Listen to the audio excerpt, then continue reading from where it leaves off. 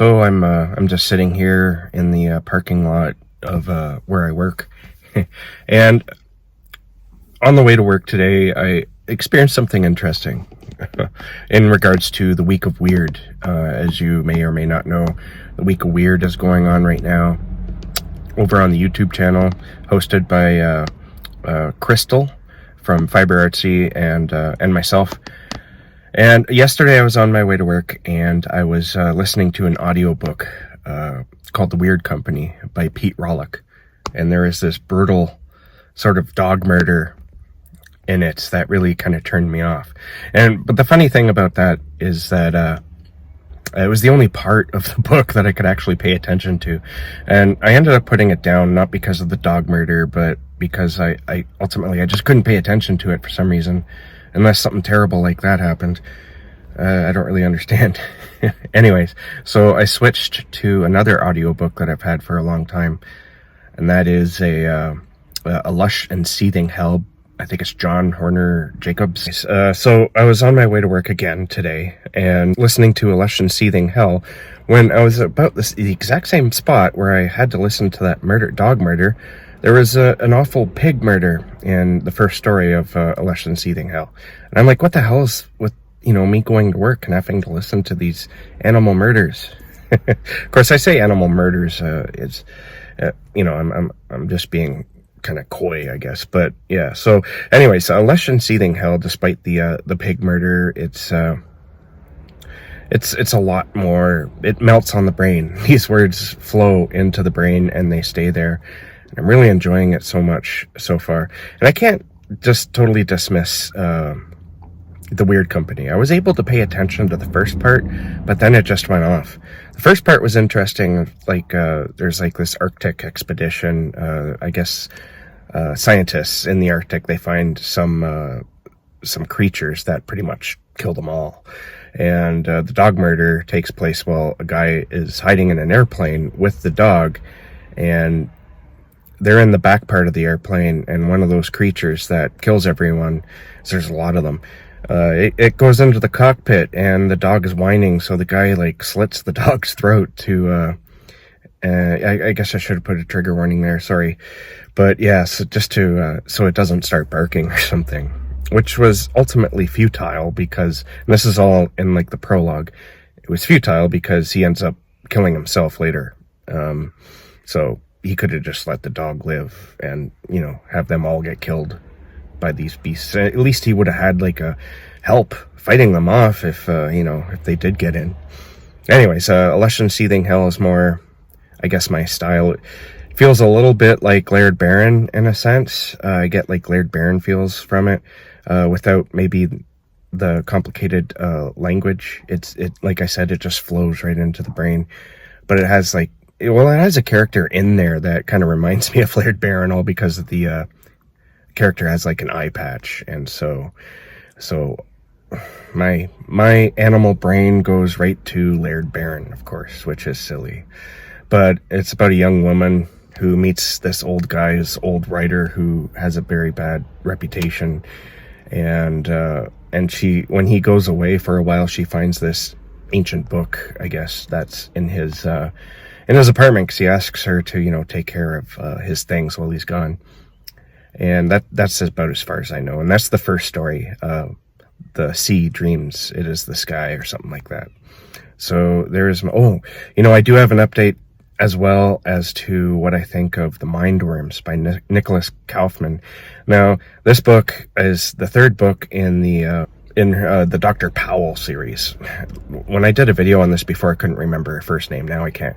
Or I couldn't remember her last name. Now I can't remember her. Oh, it's Laura Powers. Dr. Laura Powers. Powell. Christ. Dr. Laura Powell. She's a medical examiner for a fairly small town, and all these weird science things keeps happening. And the first two books are really good. This one, I think, is my favorite so far. There's a lot of Nicholas Kaufman goes to some very dark places in this book that I wasn't expecting at all. It's got cannibalism in it, and if you're into that, then and it also has the weird science. And that's why one reason why I added it to the Week of Weird. It's got that serious weird science aspect going on in this book. And like I said, I don't really want to spoil it too much, because I went in completely blind. All I knew was the title, The Mindworms.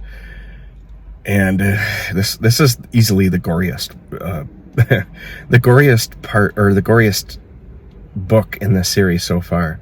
And I think I explained it before. If you just want to start reading the Laura Powell series, you don't have to read them from the beginning. And I might even recommend going to this one first, especially if you like nasty things, gory things. All right, that's it for now. Thanks.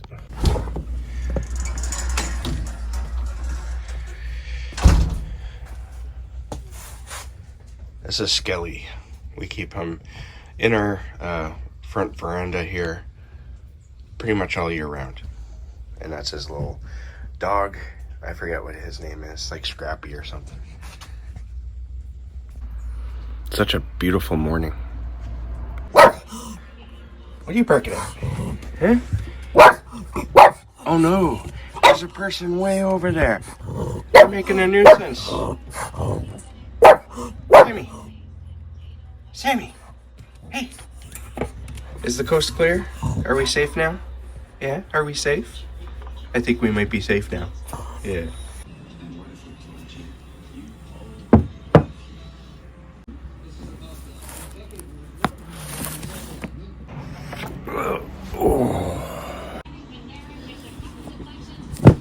Ow. I keep forgetting just how heavy that book is. I wouldn't want to be lying in bed with this propped up above my face and fall asleep, have it come crashing down. That could cause like some brain damage. So, update. I finished The Mindworms, and I've talked to Nicholas Kaufman, and you can check that interview out. I did it just last night. And quick update. I'm finishing off my week of weird a little late. I'm finishing it off on Sunday instead of Saturday, because yesterday was just too busy to find any time whatsoever just to sit down and read.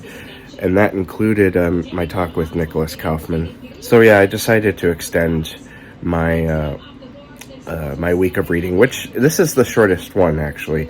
I'll finish today, and there were other weeks of weirds that turned into more like months of weird for me. That really shows you the change that I'm able to read more with my change of jobs. So getting back to Nicholas Kaufman and The Mindworms, although not necessarily weird fiction in the proper sense, it was still weird. It had weird science. And it was a lot more gory than I was expecting. We talked about that in the interview yesterday. It was really, it was a really fun conversation, but the book was a lot of fun too. And I've learned that this could be the last in the Dr. Laura Powell series. It depends on how well these the third book here sells. So I would like to encourage everyone who is curious to go and get this third book, The Mindworms. I think you're going to enjoy it. It's fun. And like I said, there's some nastiness in it. Like it kind of goes a little bit extreme in some cases. So check your trigger warnings. But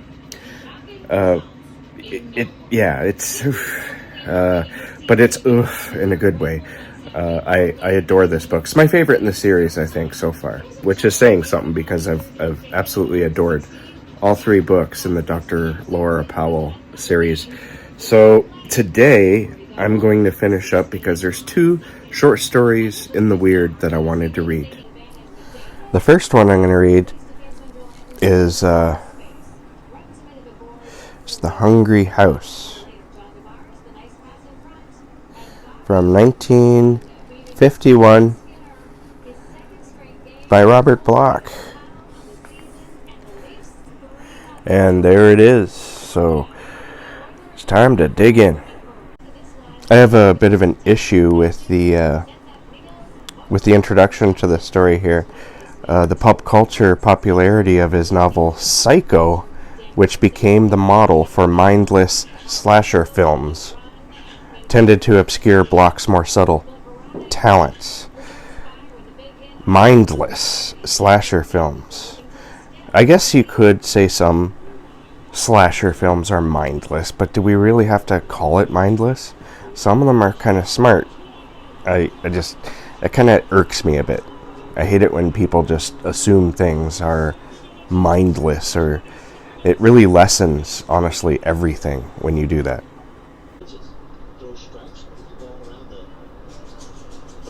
I think I'm the only one, or at least I'm the only person I know who enjoys reading while watching baseball. There's just something kind of very peaceful about it. So I read The Hungry House, and I enjoyed it. It was a good story. It's a kind of a typical story, sort of haunted house story, where even back, I guess, in the 50s, people could get stuck buying a house. That was sort of given as an explanation as to why don't they just move. And I appreciated that, because there's still people who say that today. It's like, why don't they just move if they bought a haunted house? Well, this couple, they got into a 5-year lease that is in the contract. They can't get out of it, I guess. They have to stay there for 5 years. The interesting thing, though, is by the end, they did work a way to get out of the house.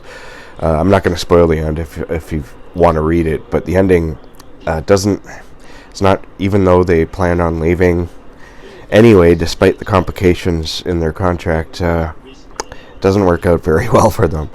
Let's just say that. But the haunting itself is what makes this story very original. It involves mirrors, and the ghost sort of haunts everyone through mirrors. And near the beginning of the story, while they're settling in the house, they find a room that's padlocked shut.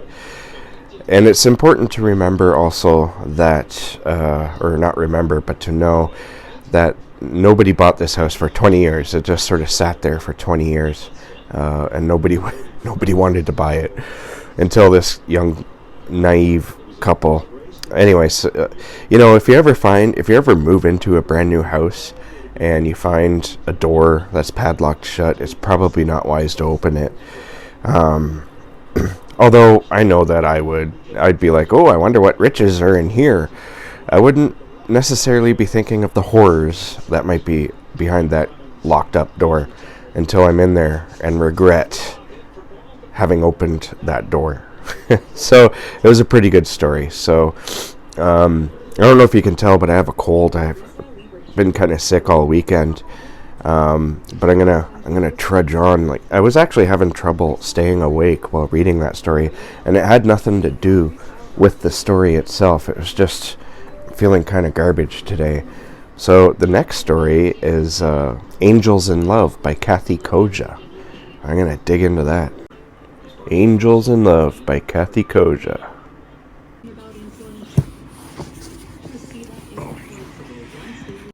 Okay, so I finished Angels in Love, and it was a little bit of a spicy story.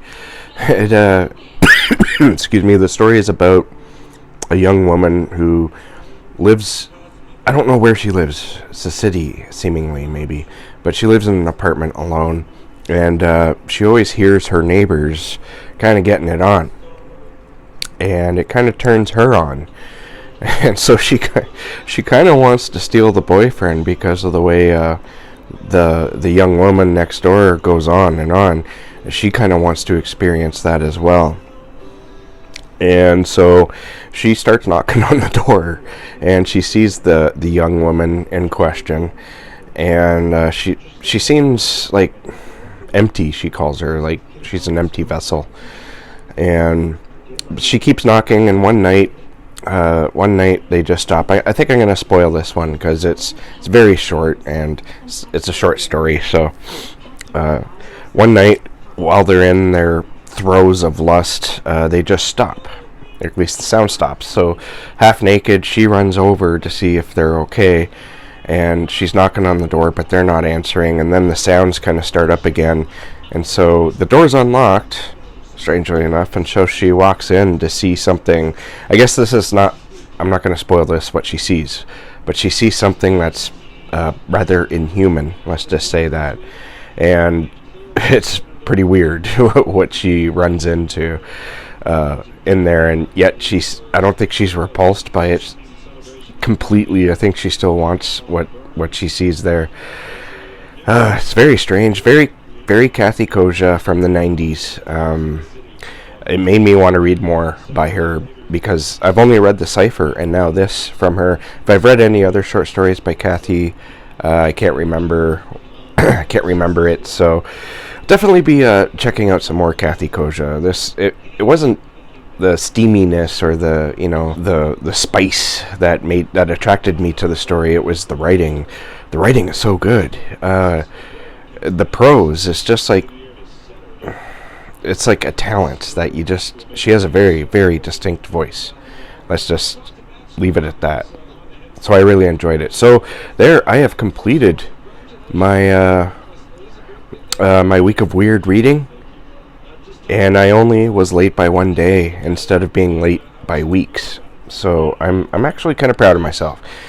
Even the last one I did, where I only concentrated on stories, it still took, or short stories I should say, from the Book of Weird, the Jeff and Anne Vandermeer anthology. It took me like 3 weeks or something to complete, so that's pretty big. I'm going to give myself a pat on the back, and I'm going to return to reading the other things that I was reading. I kind of stopped this week what I was reading so I could do this, and it was easy and it was fun.